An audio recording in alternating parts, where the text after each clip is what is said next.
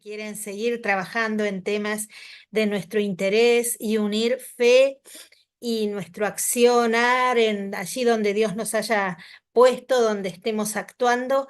Así que bueno, simplemente yo lo que voy a hacer ahora es compartir con ustedes algunas reflexiones que he podido reunir con la esperanza de que bueno, podamos luego intercambiar sobre ellas y que también ustedes puedan expresarse, puedan manifestar lo que gusten en torno a estos contenidos, y simplemente lo que voy a ofrecer es una guía como para pensar y profundizar sobre algunas cuestiones que me suscitó esta invitación generosa que siempre me hace la Academia de Líderes Católicos y que verdaderamente me da mucha alegría poder responder y ofrecer.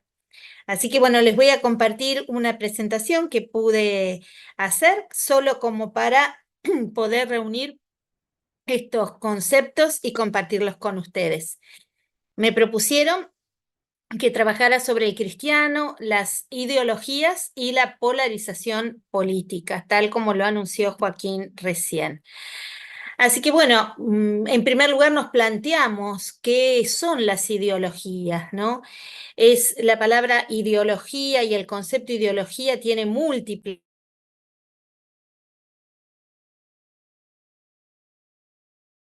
Doctora, creo que se nos silenció su audio.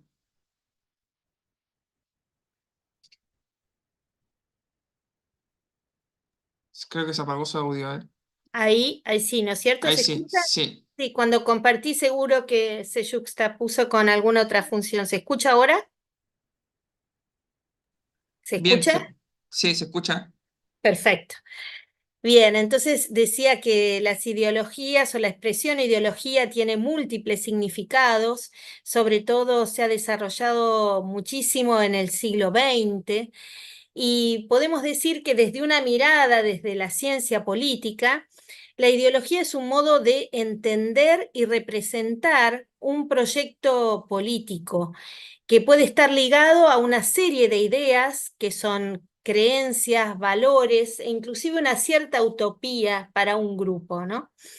La ideología en realidad no es conocimiento científico, no tiene una estructura de conocimiento científico, y su interpretación del mundo y de la realidad se extiende mucho más allá de los partidos políticos. O sea, un partido político puede tener una ideología, pero la ideología es más que un partido político. Y varios teóricos la definen como el filtro a través del cual se quiere ver la realidad. Podríamos decirlo de otra manera, el cristal de los lentes con que se mira la realidad. En realidad, las ideologías asumen la forma de grandes relatos que explican prácticamente todo, ¿no? Hasta un conjunto que puede ser apenas coherente y articulado de valores, de ideas, y se presentan como un sistema de ideas y de juicios que puede ser explícito y organizado para explicar o justificar la situación de un determinado grupo, hoy diríamos de un determinado colectivo.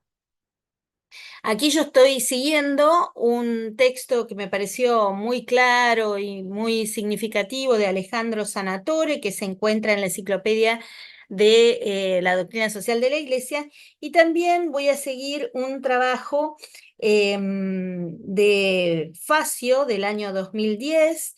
Y bueno, luego les voy a mostrar también qué otra bibliografía he tomado, que se las voy a dejar en este material que también les voy a compartir o voy a dejárselos a disposición. La primera vez que se utilizó el término ideología fue en 1796 y lo hizo un francés, Antoine Louis Claude, que dio en llamar como ideología a una corriente de pensamiento de un grupo de los que él llamó ideólogos, y que originalmente se denominaba de esta manera a la ciencia que estudiaba las ideas o que estudia las ideas, su carácter, su origen, las leyes que la rigen, que la generan, así como los rasgos que esas ideas expresan. Así lo define también un cientista político, Juan Carlos Vega.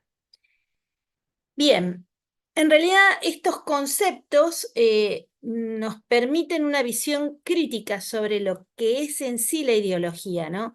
En realidad, la ideología no busca la verdad, sino que busca justificar un actuar social. Entonces, por eso busca más un éxito social y político que seguir la verdad o buscar alguna verdad, o en todo caso permea esa verdad con un filtro o con una forma de ver esa realidad. Por eso se presenta en términos generales como una solución global para los problemas de la sociedad, pero en realidad no tiene una visión objetiva. Surge de una mirada parcial de un grupo de personas que desarrollan determinados razonamientos y contenidos. A veces, dicen los cientistas políticos, los ideólogos tratan de hacer que la realidad coincida con la ideología en vez de adecuar la ideología a la realidad.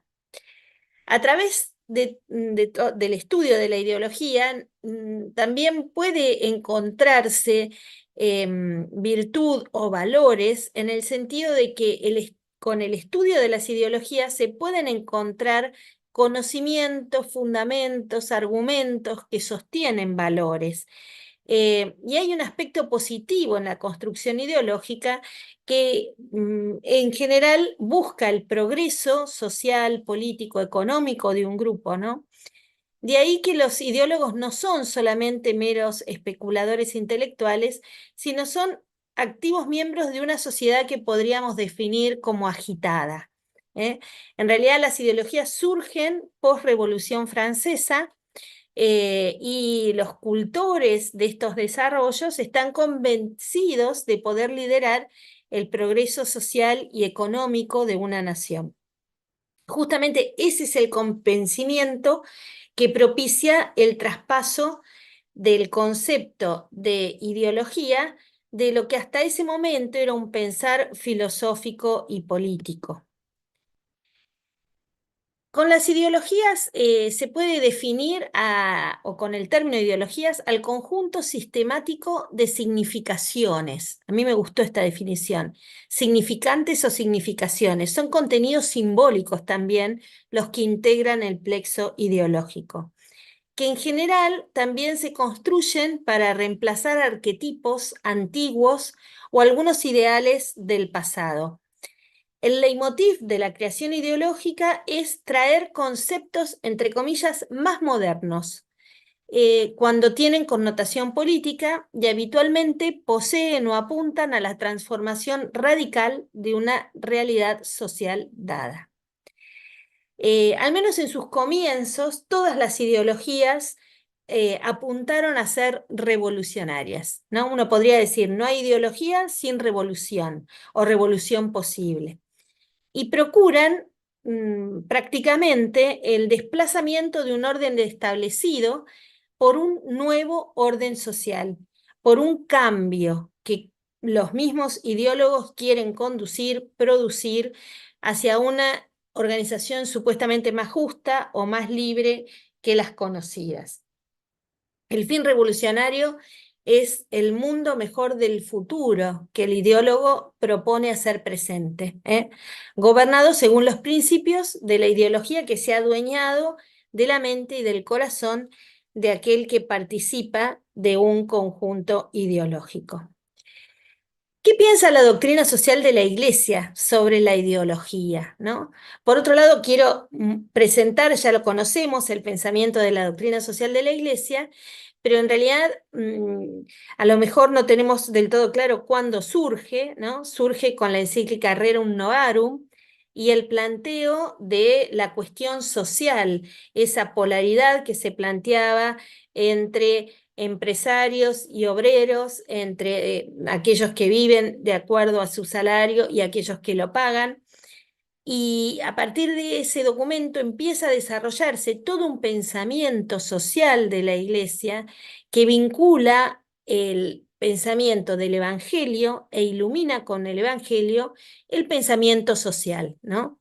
El fundamento de la doctrina social de la Iglesia está basado en la propia naturaleza que le da origen y que es este encargo que tiene la Iglesia de anunciar a todos los hombres la buena noticia del Evangelio. lo cual no solo implica anunciar los grandes principios de la revelación, sino aplicarlos también a las necesidades de cada tiempo y lugar, de cada situación concreta que sufre o presenta la sociedad. ¿Por qué lo hacemos? ¿Por qué nos subimos a la enseñanza de la doctrina social de la Iglesia? Porque la Iglesia está convencida de que todo lo que afecta la vida social de los seres humanos está íntimamente relacionado con la implantación del reino de Dios, que Jesús anunció como una nueva situación ya en el presente, no solamente para el futuro o el futuro trascendente, aunque en realidad en este mundo no conoceremos la plenitud consumada de su riqueza y amplitud, ¿no? Así lo ha dicho el Pontificio Consejo de Justicia y Paz en el compendio de la doctrina social de la Iglesia en el número 51. El conocimiento y la naturaleza de las ideologías sirve al conocimiento y aporta una luz para una mejor comprensión de la historia mundial, continental, nacional, universal, podríamos decir, de los últimos 2 siglos. Desde una perspectiva católica y eclesial, el conocimiento y la naturaleza de los principios que residen en las ideologías también es clave para comprender la relación entre la fe cristiana y la política, así como para purificar esas adherencias o esos prejuicios ideológicos que vician a veces la acción política y que los católicos estamos llamados a purificar, vamos a decirlo de alguna manera, a embellecer, a hacer crecer y hacer relucir con nuestro compromiso temporal. En esta organización intelectual que buscamos los católicos, la doctrina social de la Iglesia tiene primacía sobre el pensar ideológico. Así, Pablo VI lo anunciaba en la encíclica Octogésima Adveniens, donde allí se subraya la supremacía de la doctrina social de la Iglesia sobre las corrientes del pensamiento. Por supuesto, sin prohibir la colaboración entre ambas y siempre que esa colaboración, esa relación entre ambas construcciones propicie la aportación al bien de la comunidad. Para Pablo VI es importante perseverar en la construcción de un diálogo en la modernidad entre las diferentes formas de pensar. Juan XXIII inicia ese diálogo en Mater Magistra y todos los papas, a partir de Pío XII, Pío XIII y bueno, todos los sucesores, han querido propiciar ese diálogo, ¿no? Que es útil a la pedagogía de la relación entre el cristiano con las formas de pensar que se manifiestan en el mundo. El punto central de la argumentación de Juan XXIII y de Pablo VI es la prudencia, inclusive la distancia, ¿no?, que el cristiano debe mantener ante cualquier corriente de pensamiento. En realidad, la ideología en el siglo XX pugnó por sustituir el desarrollo de las religiones o del pensamiento religioso, ¿no? Nociones como libertad, nación, clase económica, ciencia, son nociones centrales que también la Iglesia las toma y las desarrolla para comprender la integralidad de la naturaleza humana. Cuando son absolutizadas, ¿no?, estos pensamientos, dice Facio, se sacralizan elementos de terrenos que van a proveer las bases para religiones sustitutivas. Si dejamos correr el pensamiento ideológico, en muchas de las ideologías digamos, se estandarizan y se elevan a una categoría superior algunos pensamientos y definiciones de estas nociones que yo acabo de presentar. Aunque ese proceso se hace evidente en las ideologías contemporáneas, ya también en una primera etapa de la modernidad se va a producir ese cambio de centro. En realidad, dice Facio, basta pensar en la razón ilustrada, en el sentimiento romántico o en el yo absoluto que presenta el idealismo alemán.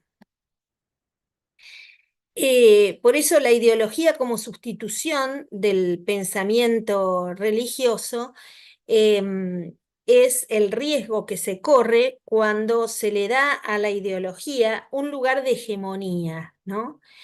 Neomarxistas como Antonio Gramsci eh, hacen radicar en la ideología un conocimiento que complementa a la filosofía y que la filosofía a su vez complementa a las ideologías. Entonces, en las ciencias sociales, las ideologías se presentan como un conocimiento práctico de la realidad que viene a fundamentar la lucha ideológica, que también se presenta como una lucha ideológica, digo, filosófica, y a su vez la lucha por la hegemonía, ¿no? Por eso Gramsci parte del hecho de que lo social en realidad es un momento constitutivo del ser del hombre y ello hace que en la práctica sea esencialmente el pensamiento social el que rija al hombre, lo cual conduce a una consecuencia de que el conocimiento debe ser también social para ser válido. Dice este autor Facio, cualquier medio es bueno en este contexto si es eficaz para alcanzar el fin, que no es otro que el llevar a buen término una revolución cultural. Los ideólogos buscan esa revolución cultural. En realidad, la ideología que sustenta los partidos, en este caso, define los valores que van a ser útiles en la medida en que ayuden a complementar la secularización de la vida y las costumbres sociales. La ideología en el siglo XX es un conocimiento representativo del proceso de secularización y absolutización de lo relativo. O sea, el siglo XX construye una cultura compleja, plural, pero donde lo relativo es lo ponderado, donde en realidad la relatividad es el nuevo sentimiento religioso, podríamos decir, que rige el pensamiento del siglo XX, ¿no? Por eso el existencialismo y Jean-Paul Sartre, que es uno de sus mayores expositores, tratará de completar la idea sobre el marxismo y en ese sentido va a decir que es el saber concreto del ser humano sobre sí mismo el que da el marxismo como única filosofía viva que en nuestro tiempo se afirmará haciendo una distinción entre filosofía e ideología. En realidad hace la distinción, pero las confunde en su ensamble y, digamos, le da fundamento filosófico a la ideología marxista y posmarxista. Por eso la ideología del siglo XX, digamos, o la ideología y el pensamiento en el siglo XX, tienen como autores que sostienen esta, digamos, esta relación a Paul Sartre como uno de sus mayores expositores y que también a su vez es el mayor exponente del existencialismo, ¿no? En realidad, Sartre define como ideólogos y pensadores a aquellos que no han elaborado una construcción intelectual con sentido creativo en realidad, sino como parte de sistemas filosóficos desarrollados por lo que él llama forjadores o herreros, como alusión al sentido concreto del pensamiento ideológico, que constituyen verdaderas cosmovisiones, ¿no? En realidad va a expresar que los ideólogos obran como intelectuales y que están subordinados a los sistemas filosóficos que los establecieron. De acuerdo con esto, Sartre va a decir que el marxismo es una filosofía y que el existencialismo que él anuncia también es una ideología, ¿no? Y esto lo va a decir en su texto Vida, Pensamiento y Obra.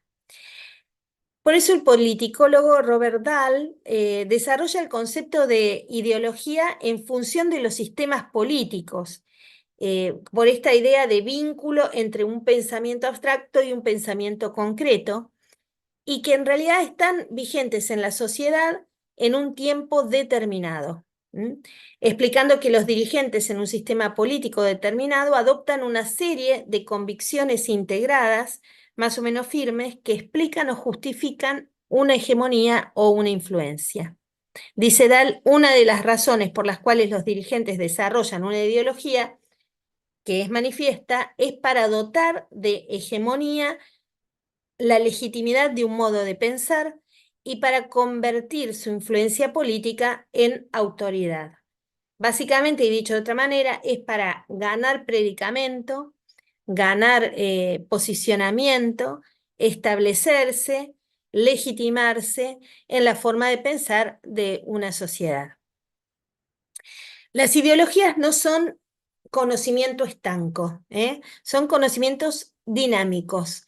Y no sería correcto decir que la ideología es un conjunto unificado y, digamos, demasiado estructurado sobre algunas creencias aceptadas por todo el mundo, sino que son válidas en un determinado sistema político, ¿no? Por eso, ninguna ideología es totalmente estática o se define como fija, ¿no? Sino se define también como conocimiento en evolución. Entonces, las ideologías tratan de incorporar nuevas situaciones políticas, sociales, económicas, crean la necesidad de nuevas explicaciones, de nuevos objetivos, introduciendo modernos elementos no relacionados y a veces hasta incompatibles. O sea, la ideología se nutre de la novedad y trata de explicar la novedad desde un paradigma o un modo de pensar. En realidad, la ideología reinante no siempre y probablemente no es aceptada de forma uniforme por todos los miembros de una sociedad, ¿no? Incluso habrá muchos miembros de la sociedad que tendrán un mínimo conocimiento y muchos que también se manifestarán opuestos a esa ideología imperante. Esa es un poco la esperanza que presenta Sanatore en su trabajo de 2023. Y ahí yo establecí un pequeño cuadro que encontré que me pareció muy significativo de cómo se construyen las ideologías a partir de cierta interpretación social. O sea, las relaciones intersubjetivas que generamos las personas, las comunidades, las culturas, generan de por sí posiciones sociales en esas relaciones intersubjetivas, donde por ahí hay conductas sociales que se valoran superlativamente, otras que se desechan, polaridades que se generan, y por eso se plantean estas posiciones sociales. Esas posiciones sociales generan psicológicamente lo que llamamos identidades sociales. En el siglo XX y lo que va del siglo XXI, esto es súper importante porque, digamos, son como pertenencias que determinados hombres quieren detentar, ¿no? Esto de pertenecer a determinados grupos hace que también creemos algunas identidades que puedan ser bautizadas con el nombre de ideologías. Y esa ideología permea o influencia directamente las identidades políticas con la idea de convencer con ese sustrato, con ese pensamiento, al electorado y lograr el voto. O sea que la polaridad sería parte de la lógica con la que funcionan las ideologías. Como no hay ideología sin revolución o ideología sin cambio, la polaridad debe construirse para mostrar una realidad, una interpretación de una realidad y una necesidad de un cambio. Esa necesidad de cambio estimula, empuja al partido político y a la postre también empuja o define lo que podría ser el voto, ¿no es cierto? Bien, ese mundo ha generado en el siglo XX ideologías tan polares como el marxismo o el colectivismo desde el punto de vista económico, enfrentadas o polarizadas frente al liberalismo o al neoliberalismo o al capitalismo salvaje encarnado por un liberalismo inescrupuloso y egoísta, ¿no? Entonces, esa polaridad genera un ámbito de discusión muy propicia a esa polaridad que propende la ideología y que necesita para construirse y avanzar.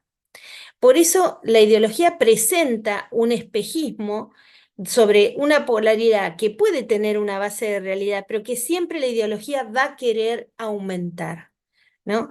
El siglo XX funcionó en esa polaridad en buena parte de la Guerra Fría, justamente en esa tensión entre un mundo y el otro que buscaban mutuamente establecerse como pensamiento hegemónico, uno sobre el otro o a costa del otro, ¿no?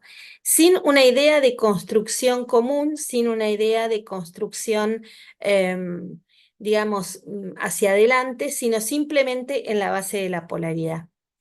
Por eso es muy interesante, yo acudí a Puebla para, digamos, ver cómo este mapa de la construcción ideológica no es solamente de los últimos años, sino bueno, que tiene 2 siglos de funcionamiento, pero que en América Latina impacta muy fuertemente y que generó una polaridad terrible en la década de los 70, ¿no?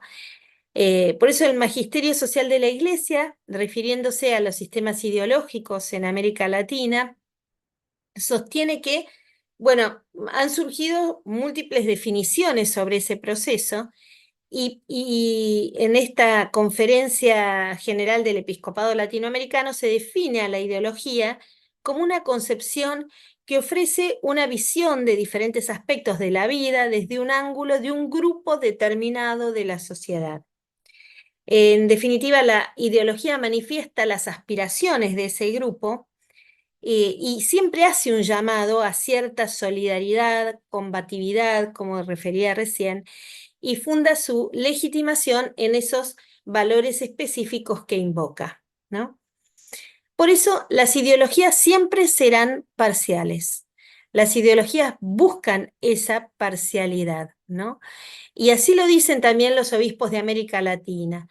Toda ideología es parcial, ya que ningún grupo particular puede pretender identificar sus aspiraciones con las de la sociedad global desde el prisma de la ideología. O sea, trata de justificar ese pensamiento con pretensión de validez universal, pero desde una mirada no integrativa o no, digamos, constructiva de las diferentes interpretaciones de las diferentes realidades sociales. Por eso, una ideología será pues legítima, dice el documento de Puebla, si los intereses que defiende lo son y si respeta los derechos fundamentales de los demás grupos de la nación. En este sentido positivo puede verse la construcción ideológica como necesaria para el quehacer social en cuanto son mediaciones para la acción, ¿no? Puebla ha querido construir una visión no peyorativa de la ideología, sino ver en esa construcción algunos valores que es posible rescatar.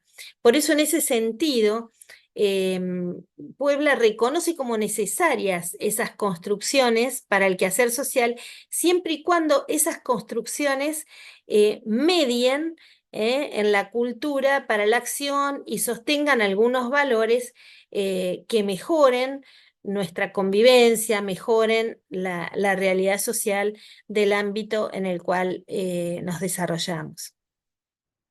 Por eso, así como advierte los aspectos positivos el documento de Puebla sobre las ideologías, también advierte sobre los aspectos negativos, ¿no? O sea, en la valoración de la construcción ideológica uno podría hacer hasta un cuadro, ¿no? De aspectos positivos y de aspectos negativos. Sobre lo negativo, Puebla advierte sobre la ambigüedad de la construcción ideológica y la tendencia que se observa ya en esa década en América Latina, de esa tendencia a absolutizar los intereses que defiende esa ideología y sobre todo absolutizar la visión que propone la ideología y la estrategia que puede llegar a promover.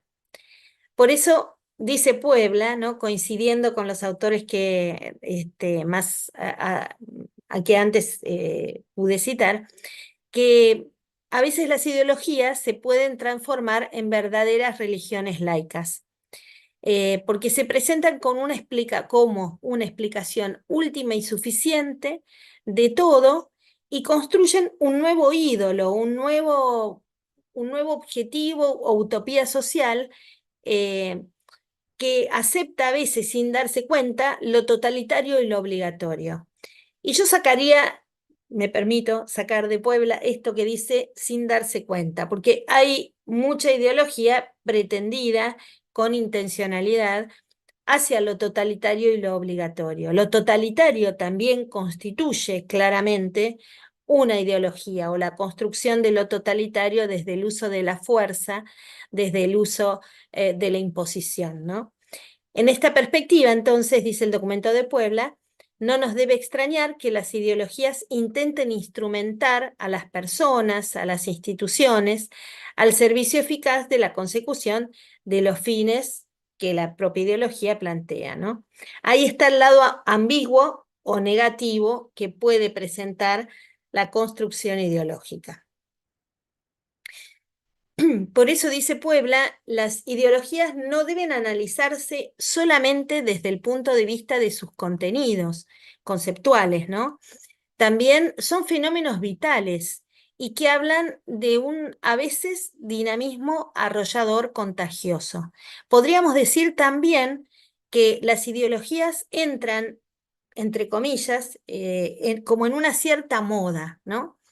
En mi país, a partir del voto, por un ejemplo, de nuestro actual presidente Javier Milei, se ha introducido como una nueva moda de pensamiento entre anárquico, neoliberal y que el mismo Milei plantea contra la casta. Y eso genera, bueno, casta política, ¿no? Refiriéndose a la dirigencia política como una casta. Yo les puedo asegurar que en los jóvenes, sobre todo en los jóvenes más pequeños, está generando una cierta moda, ¿no? Por eso es un fenómeno vital que tiene como muchas aristas, no solamente es la racionalidad, sino como decía hoy, el anhelo de pertenecer a un grupo y hasta contribuir a ese crecimiento hegemónico de esos conceptos, ¿no? Por eso son corrientes de aspiración que tienden a la absolutización, como dije hoy, y tratan de defender una poderosa fuerza de conquista, ¿no? De corazones, de mentes, de voluntades, y también buscan en esa eh, captación como mostrar un fervor redentor, ¿no? Por supuesto, laico. Por eso a veces las ideologías gozan de una suerte mística especial para penetrar en diferentes ambientes donde se hacen muchas veces irresistibles, ¿no? Sus eslogans, sus expresiones típicas, sus criterios, llegan a impregnar con facilidad aún a quienes distan de adherir voluntariamente a sus principios doctrinales. Pero por ese anhelo de pertenencia o de adhesión a ciertos grupos se muestran como atractivas. De este modo, muchos viven y militan prácticamente dentro del marco de determinadas ideologías sin haber tomado conciencia absolutamente de ello, ¿no? Por eso lo peligroso de las ideologías cuando captan a nuestros jóvenes.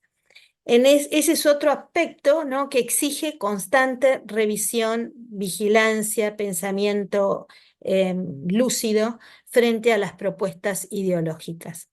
Todo eso aplica tanto a las ideologías que legitiman la situación actual como a aquellas que pretenden cambiarla, ¿no? Por eso es muy importante y la doctrina social de la Iglesia nos convoca a posicionarnos frente a las ideologías, ¿no? Y en este sentido también aclara la doctrina social de la Iglesia cuál es su propuesta, ¿no?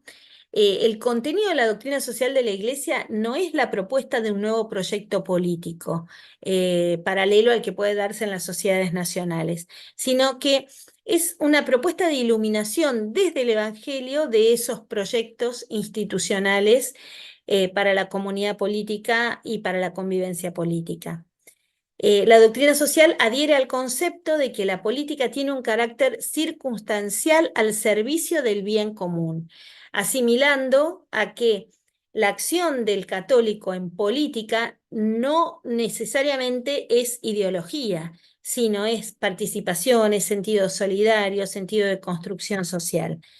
Por eso, la doctrina social de la Iglesia se empeña en conocer la dimensión práctica de las ideologías, en conocer su desarrollo, la aplicación histórica para comprender esas formas históricas que ha adoptado y las que se van concretando en diferentes contextos y circunstancias. Por ello, la doctrina social de la Iglesia distingue también entre movimientos históricos e ideologías. Los movimientos históricos también se han gestado a la luz o inspiración, puede ser de una ideología o no, simplemente de una reacción.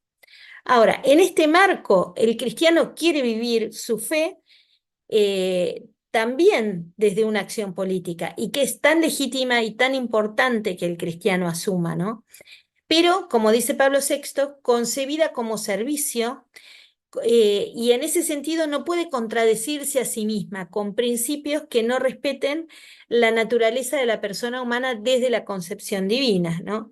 O que expliquen la constitución de la persona a imagen y semejanza de Dios.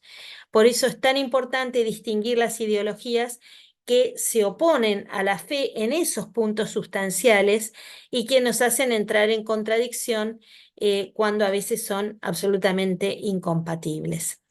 En esto es muy importante reconocer a la democracia como forma de convivencia de todos los pensares, de todas las formas de ver, pero la democracia no puede reducirse a la regla de la mayoría, ¿no es cierto? La democracia por la mayoría no muestra la verdad, sino es necesario que nosotros mostremos la verdad a través de nuestro compromiso y de nuestro servicio. Por eso, el Estado de Derecho es tan importante que genere una división funcional del poder. Por eso la democracia plantea la división tripartita del poder, para proteger derechos, deberes fundamentales de las personas basados en el imperio de la ley. Y ese imperio de la ley fiscalice también al poder político. Por eso la ley, de alguna manera, es la forma del control de las ideologías cuando se hacen fanatismos o cuando llegan a la violencia, ¿no? Por eso es muy importante integrar o buscar caminos de integración en el ámbito de la democracia, de las diferentes formas de pensar de una manera pacífica, de una manera respetuosa.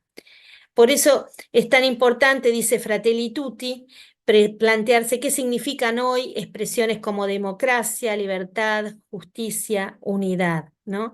Esas expresiones han sido manoseadas también y desfiguradas por las ideologías y han querido plantearse como instrumento de dominación, a veces como títulos vacíos, con un contenido que puede justificar cualquier acción. Por eso, en nombre de la libertad, de la justicia, de la unidad, se han cometido crímenes atroces también.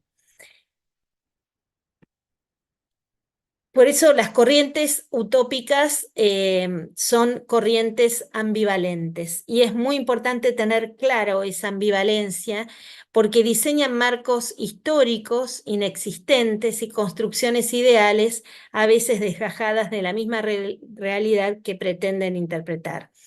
Por eso la doctrina social de la Iglesia aclara que esas construcciones son coordenables en la medida que el poder político pretenda instrumentarlas en la realidad, pero no puede aceptarse que esto se haga ignorando los derechos y libertades humanas, ¿no? No puede admitirse en el debate público que solo tengan voz los poderosos, los científicos, los que hablan desde un sistema de legitimación. A eso se refiere Fratelli Tutti.